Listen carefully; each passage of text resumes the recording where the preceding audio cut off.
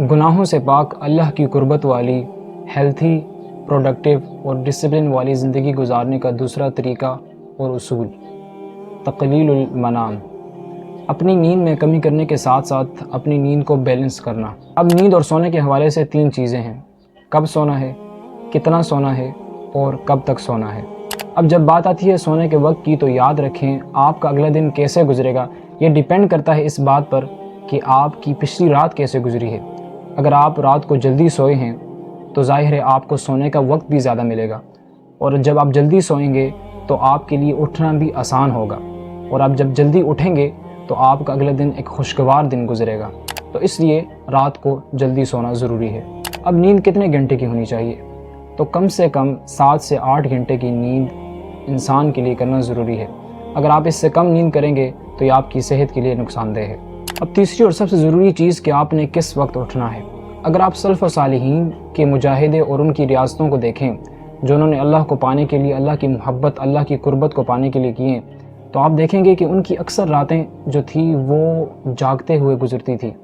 ان کے ہفتوں جاگتے ہوئے گزرتے تھے، اللہ کی عبادت میں ساری رات وہ جاگتے تھے۔ لیکن آج ہمارے اندر اتنی سخت ہمت اور جذبہ نہیں کہ ہم پوری رات جاگیں۔ اس لیے علماء کرام نے اس کا بہترین حل یہ بتایا کہ آپ رات کو جلدی سوئیں اور صبح تہجد کے لیے جلدی اٹھیں۔ جب آپ تہجد کے لیے اٹھیں گے تو خود بخود آپ کی نیند میں کمی آ جائے گی اور آپ کم سوئیں گے، اور جب آپ تہجد کے لیے اٹھیں گے تو آپ ان لوگوں میں شامل ہوں گے جن کے بارے میں اللہ تعالیٰ فرماتے ہیں تتجافی جنوبہم عن المضاجع، کہ وہ لوگ کہ جن کے پہلو ان کے بستر سے الگ رہتے ہیں، والذین یبیتون لربہم سجدا وقیاما، وہ لوگ کہ جن کی راتیں سجود و قیام میں گزرتی ہیں۔ سنن نبی داؤد میں حضرت ابو ہریرہ رضی اللہ تعالیٰ عنہ سے روایت ہے، نبی کریم صلی اللہ علیہ وسلم نے فرمایا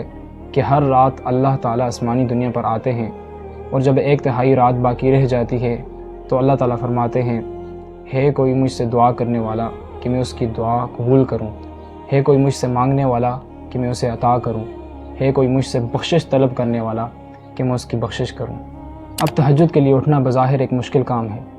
لیکن ان لوگوں کے لیے مشکل نہیں جو مخلص ہیں، جو چاہتے ہیں کہ انہیں اللہ کی محبت ملے، جو چاہتے ہیں کہ اللہ تعالیٰ کی قربت انہیں حاصل ہو، اور وہ چاہتے ہیں کہ وہ دنیا اور آخرت میں کامیاب ہو جائیں۔ اگر آپ مخلص ہیں تو یہ آپ کے لیے مشکل نہیں ہوگا۔ اگر آپ چاہتے ہیں کہ آپ موت سے پہلے موت کی تیاری کریں، کیونکہ ہم سب کو پتہ ہے کہ ایک دن ہمیں موت آنی ہے، ہر انسان موت تک یہی سوچتا ہے کہ وہ نہیں مرے گا، لیکن حقیقت یہی ہے کہ ہم نے ایک دن اس دنیا سے چلے جانا ہے، اور اس سے پہلے کہ ہم اللہ کو پیارے ہو جائیں، کیوں نہ ہم اللہ کے پیارے ہو جائیں۔